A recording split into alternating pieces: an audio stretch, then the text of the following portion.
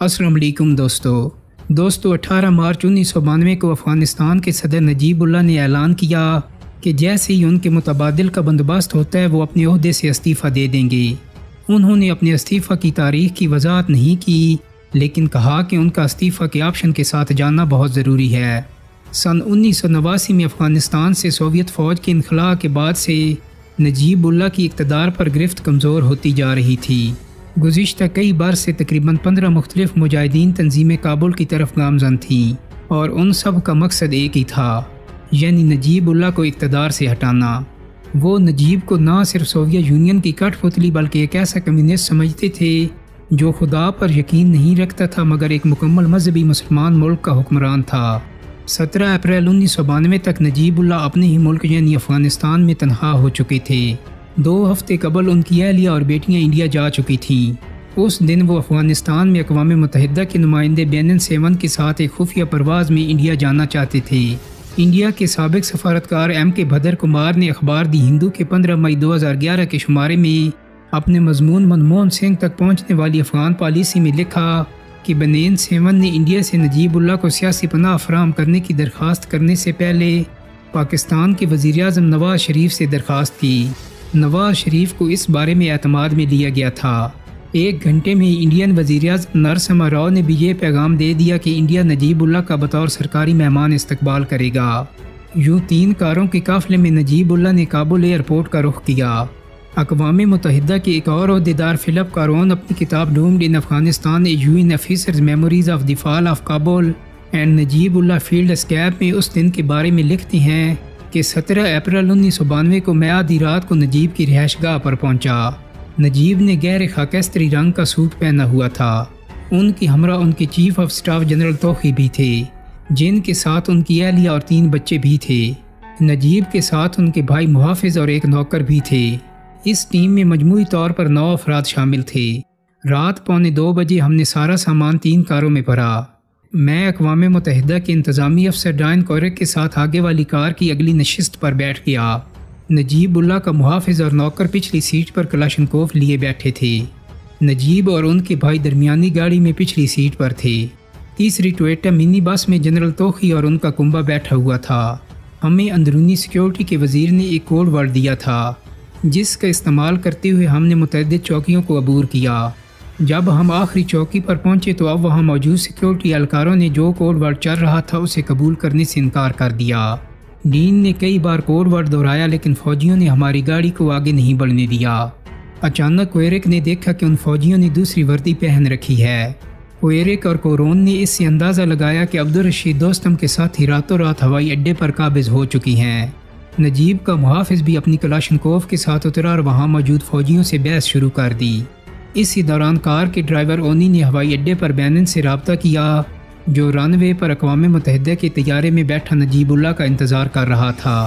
उसने बताया कि वहाँ मौजूद फ़ौजियों ने तैयारे को चारों तरफ से घेरा हुआ है और उसने अपने हवाई जहाज़ को अंदर से मुकफ़ल कर लिया है ताकि वो जहाज़ पर सवार ना हो सकें।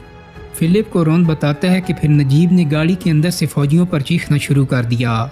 उनकी आवाज़ बुलंद थी लेकिन उनके सार्जेंट ने जवाब दिया कि अगर उन्हें आगे जाने की इजाज़त दे भी दी जाए तो पूरा अमला हवाई अड्डे पर मारा जाएगा, क्योंकि दोस्तम के सिपाही किसी को हवाई अड्डे में दाखिल होने की इजाज़त दे रहे हैं और ना बाहर जाने की इजाज़त दे रहे हैं। चंद मिनट तक अपनी बात समझाने की नाकाम कोशिशों के बाद नजीबुल्लाह ने गाड़ियाँ वापस मोड़ने का फ़ैसला किया। ड्राइवर ने उनसे पूछा कि क्या हम आपको आपकी रिहाइशगाह पर ले जाएँ। नजीब ने चीख कर कहा, नहीं, हम अक़वाम मुत्तहिदा के इहाते में जाएंगे।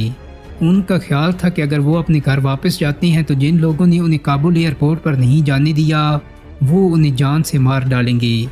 रात के 2 बजे कारों का काफ़िला अक़वाम मुत्तहिदा के सदर दफ्तर की तरफ रवाना हो गया। न्यूयॉर्क टाइम्स ने 18 अप्रैल 1992 के अपने शुमारे में लिखा था, नजीबुल्लाह के वज़ीर ख़ारजा अब्दुल वकील और उनके आर्मी चीफ जनरल मोहम्मद नबी अज़ीमी अपने सियासी दिफा के लिए नजीब को मुजाहिदीन फ़ौजियों को बतौर तोहफ़ा देना चाहते थे। अब्दुल वकील ने रेडियो काबुल पर एक पैगाम नशर किया और ऐलान किया कि फ़ौज ने नजीबुल्लाह के मुल्क से फ़रार की कोशिश नाकाम बना दी है। चंद घंटों में नजीबुल्लाह अब्दुल वकील के लिए काबिल नफ़रत आमिर बन गए। सेवन शुरू से ही नजीब को इन हालात से बचाना चाहते थे। नजीब की अक़वाम मुत्तहिदा के हैंडलर्स ने तकरीबन 3:20 पर इंडियन सफ़ीर सतीश नंबियार को इतला दी कि नजीब को दोस्तम के फ़ौजियों ने रोक लिया है। नंबियार 4:35 पर अक़वाम मुत्तहिदा के दफ्तर पहुंचा। उस दिन नजीबुल्लाह से मिलने वाला वो पहला गैर मुल्की था।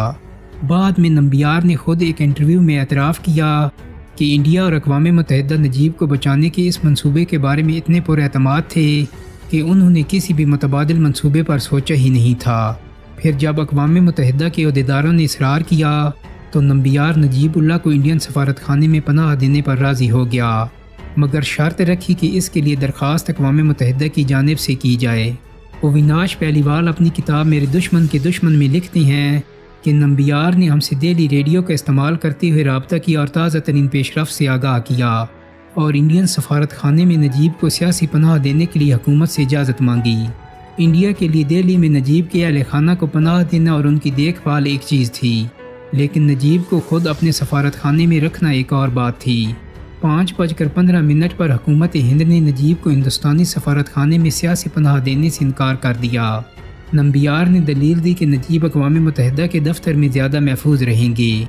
अगर हम उन्हें इंडियन सफारत खाने में पनाह देते तो हर तरह के मसाइल पैदा हो जाते और नजीब की हिफाजत करना मुश्किल होता। इंडिया को तशवीश लाहक थी कि जब काबुल के अवाम को मालूम होगा कि नजीबुल्लाह इंडियन सफारत खाने में छुपे हुए हैं तो वो वहाँ मुकीम हिंदुस्तानी निजात अफराद को निशाना बनाना शुरू कर देंगे। उस वक्त सफारत खाने के अमले समेत चंद सौ इंडियंस काबुल में क़याम पजीर थे। इसी दौरान जेन डिक्शट को जो 1991 से 1994 तक इंडिया के सेक्रेटरी खारजा रहे, ये खदशा भी था कि नजीबुल्लाह को पनाह देने से इंडिया के लिए सियासी तौर पर सूरत हाल मज़ीद पेचीदा हो जाएगी। नजीबुल्लाह अगले 4.5 साल अक़वाम मुत्तहिदा के दफ्तर में रहे।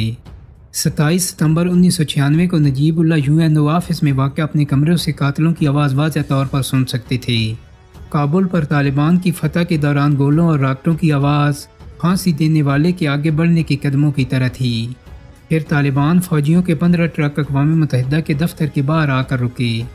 सुबह 3 बजे नजीबुल्लाह को मालूम हुआ कि अक़वाम मुत्तहिदा के दफ्तर के बाहर तैनात संतरी अचानक वहाँ से गायब हो गए। उन्होंने अक़वाम मुत्तहिदा के एक और दफ्तर से मदद का मुतालबा किया, लेकिन वहाँ से जवाब में सिर्फ खामोशी मिली। मशहूर सहाफ़ी डेनिस जॉनसन ने अप्रैल 1997 में स्क्वायर मैगज़ीन में नजीबुल्लाह के आखिरी दिन के उन्वान से एक मजमून लिखा। मुख्तसर अरसे में तालिबान जंगजू अक़वाम मुत्तहिदा के दफ्तर में घुस गए। एक जंगजू ने नौकर से पूछा, नजीबुल्लाह कहाँ है? उसने कुछ बहाना बनाने की कोशिश की, लेकिन वो मकान में घुसकर इमारत की तलाशी लेने लगा।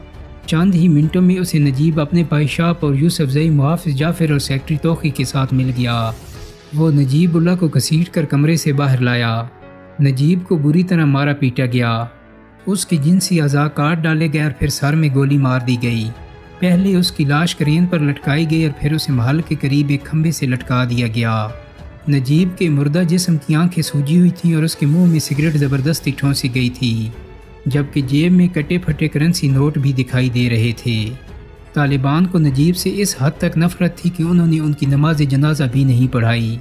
नजीब और उनके भाई की लाशों को फिर रेड क्रॉस के हवाले कर दिया गया, जिन्होंने लाशों को सूबा पख्तिया के शहर गुर्देज मुंतकिल किया, जहां अहमद जई कबीले के लोगों ने उसे दफन कर दिया। अफ़गानिस्तान में अब भी बहुत से लोग हैं जो नजीब की अहलिया फताना और बेटियों को पनाह देने पर इंडिया के शुक्रगुजार हैं, लेकिन उन्हें ये भी शिकायत है कि नए दोस्त बनाती हुई इंडिया ने अपने पुराने दोस्त का साथ नहीं दिया, और वो भी उस वक्त जब उसे इस साथ की सबसे ज़्यादा ज़रूरत थी। दोस्तों, उम्मीद करता हूँ कि मेरी आज की वीडियो आपको पसंद आई होगी। अगर वीडियो अच्छी लगी है तो इसको लाइक और शेयर कर दें। मेरे चैनल को सब्सक्राइब करने के साथ साथ बेल आइकन को भी क्लिक कर दें ताकि आपको मेरी आने वाली मज़ीद वीडियोज़ के नोटिफिकेशन मिलते रहें। बहुत जल्द ही एक नई वीडियो के साथ मुलाकात होगी। अपना बहुत सारा ख्याल रखिएगा। अल्लाह हाफिज़।